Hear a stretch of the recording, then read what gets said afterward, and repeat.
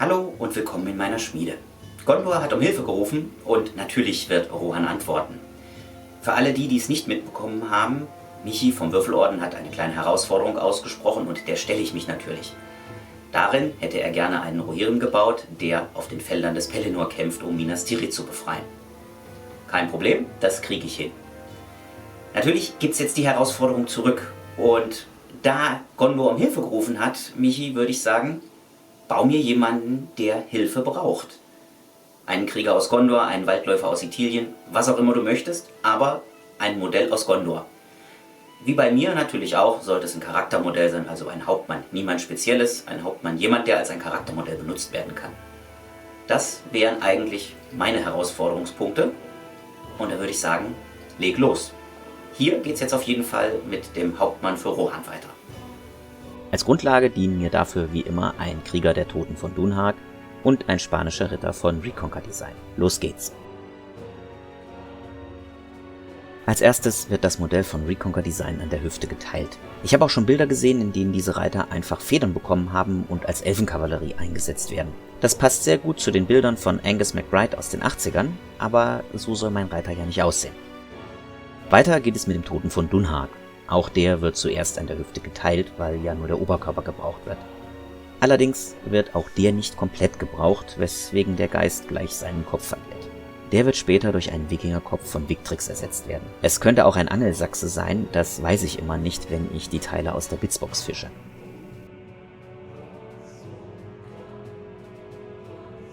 Anschließend werden schließlich noch die Sägestellen von Resten befreit und die beiden Einzelteile zusammengehalten, um zu sehen, ob alles passt.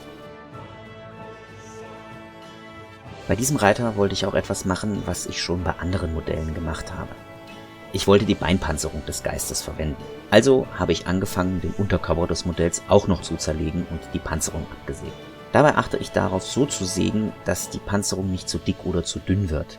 Also im Grunde säge ich einfach dünne Stücke aus der Figur. Allerdings weiß ich vom letzten Mal auch, dass, egal wie dünn ich schneide, die Teile immer noch zu dick sind.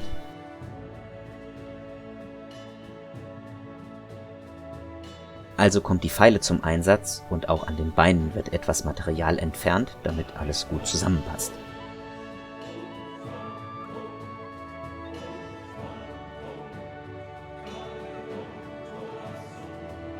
Das ist ein sehr zeitaufwendiger Teil, aber zum Schluss können die Rüstungsteile angeklebt werden.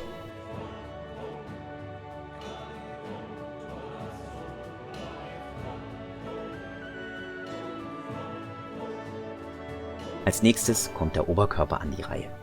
Den Anfang sollte das Schwert machen und ich habe mit verschiedenen experimentiert. Löcher gebohrt, gestiftet, also die ganze Palette. Nur um am Ende dann die Hand gänzlich abzutrennen und durch eine gedruckte von Lost Kingdom Miniatures zu ersetzen.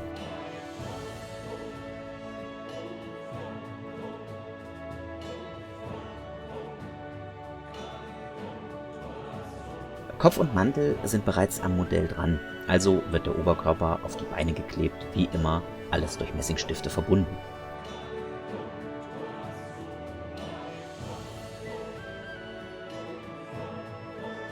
Danach geht es mit Green Stuff weiter. Als erstes werden die fehlenden Teile des Mantels ersetzt. Der Green Stuff wird mit dem Metallspachtel auf und in Form gebracht. Danach werden mit dem Silikonwerkzeug Falten in den Stoff eingezogen. Je nachdem, wie oder ob es gebraucht wird, wechsle ich zwischen den Werkzeugen hin und her. Am Schluss fülle ich noch die Spalten zwischen Ober- und Unterkörper auf. Green Stuff habe ich ja genug. Und so sieht der Reiter von Rohan fertig aus. Der wird entweder als Held, als Kommandant oder auch nur als Anführer einer Einheit eingesetzt werden. Je nachdem, in welchem System ich ihn gerade benutze. Ich hoffe, dass euch dieser kleine Umbau gefallen hat. Wenn er das getan hat, dann lasst mir ein Like oder Kommentar da, abonniert den Kanal, teilt das Video und läutet die Glocke. Eben alles, was ihr so von YouTube kennt. Und ich würde sagen, Michi, jetzt bist du dran.